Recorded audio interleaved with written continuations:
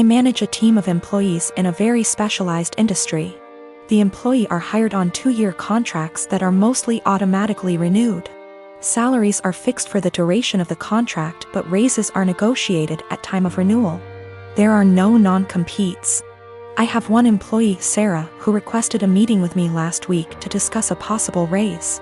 I informed her that it is a little early as her contract won't expire until Jan, and I would be happy to discuss it in November. She told me she would like to discuss it now as her current salary does not reflect the amount of work she is doing. So I set up a meeting with her on Friday and told her I will hear her out. To her credit, she gave well thought out presentation listing the average salary in her field, the extra responsibilities she had to take on, and the extra revenue she was able to generate, etc. In the end, she asked for a 19% raise to stay on. This was a substantial jump, but I thought she made some good points and, with inflation being what it is, I can sell it to the managing partner that we are locking down a good employee for 2 more years. After the presentation, I told her I will just approve the raise and talk to the managing partner about starting her new contract early. Since the only things we are changing are the salary numbers, we can have the new contract ready for her to sign by Tuesday. She seemed very surprised that I did not try to negotiate and looked a little shell-shocked that the meeting was over so quickly. So anyways, I spent the entire weekend selling the raise to the partners and harassing legal to get the documents ready. However, when I gave her the documents to sign this morning, she asked for another meeting to discuss salary. She informed me that after doing more research over the weekend, her pay is still not reflective of all the work she is doing. At this point, I got pretty annoyed and told her that we can discuss in 2 years. I thought that was the end of it, but after lunch she came to my office with 3 offers letters she received from our competitors. One in our city with a salary that is 2 to 3% higher, and 2 from other states that are 8 to 9% higher. She asks for the new salary to at least match the competitor in our city to stay. At this point I got very frustrated and told her that she is now free to work for our competitor, because her contract with us will not be renewed. She called me in, and left crying, immediately telling all her coworkers that I fired her for asking for a raise, which obviously caused quite an uproar. My wife thinks that I am the because I could have just said no. She probably had the other offers for a while and was never going to actually leave. She recommended that I offer her back the new contract. Anyways, I am contemplating going back to the office tomorrow and offering Sarah her new contract again. But I just felt like the relationship between us is ruined after this whole situation. Her currently contract is negotiated 2 years ago, which is why there is a discrepancy in pay with the current offers. There are also a lot of reasons for differences in salary even within the same city. Perhaps less PTO, maybe more responsibilities, maybe they lock them in the contract for 3 years instead of 2. Which is happening more and more now. Maybe they have a non-compete, or maybe they are better. I can't say. Her contract expires Jan, so she has plenty of time left at the company if she wants to finish out.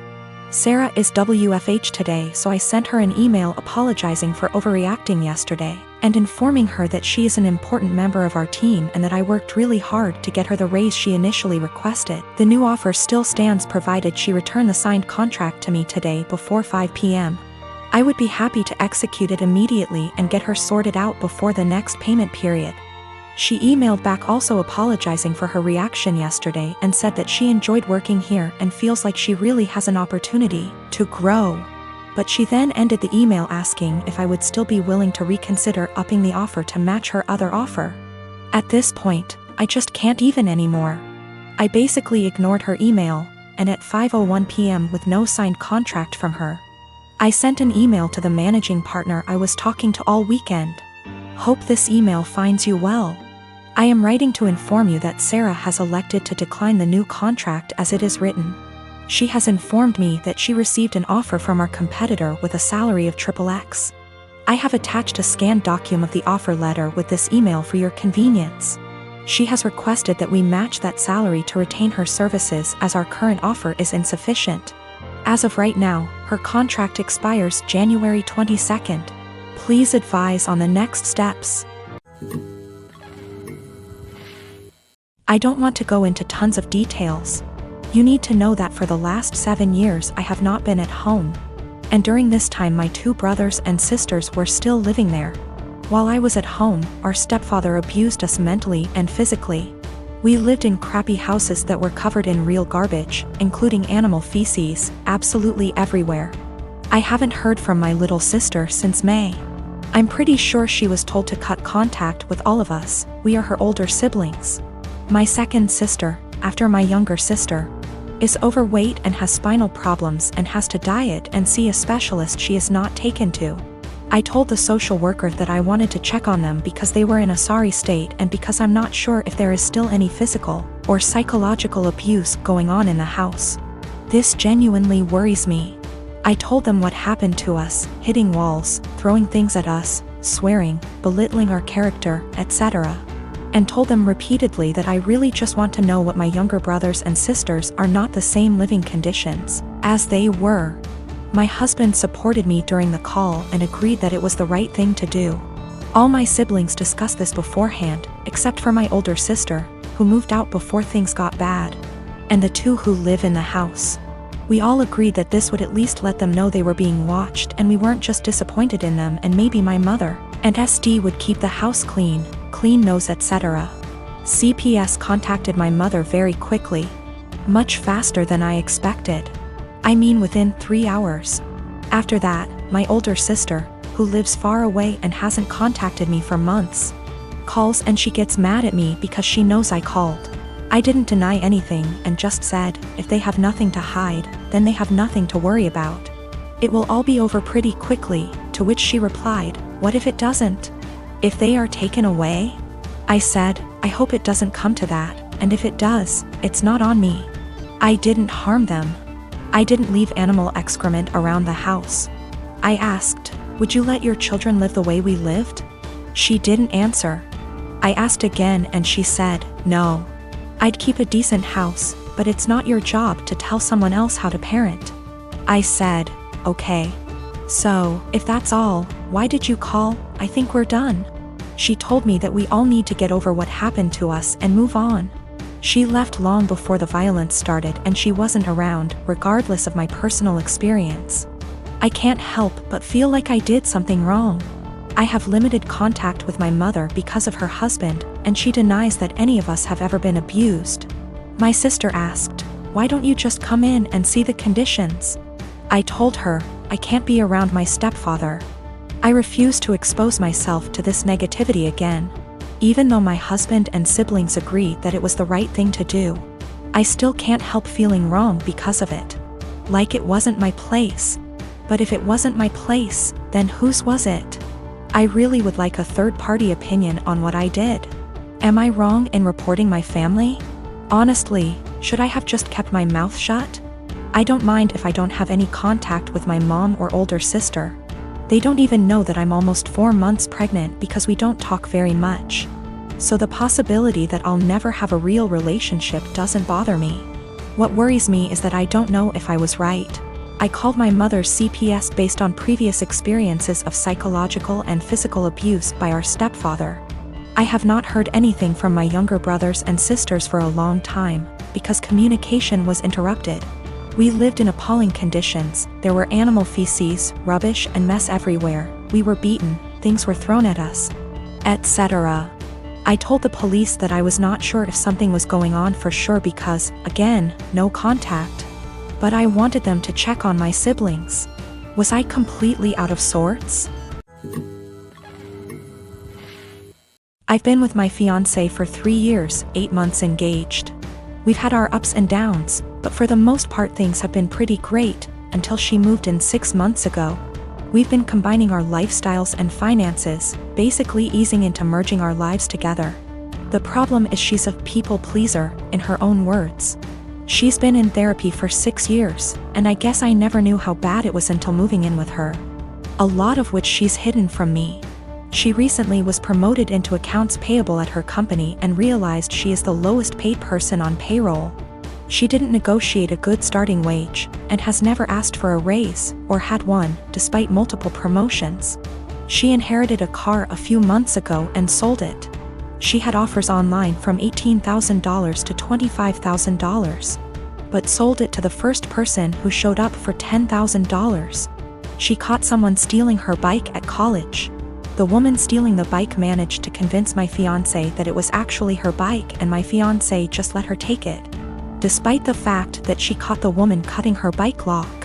Last spring was my 30th birthday and she ordered a giant chocolate cake for the party.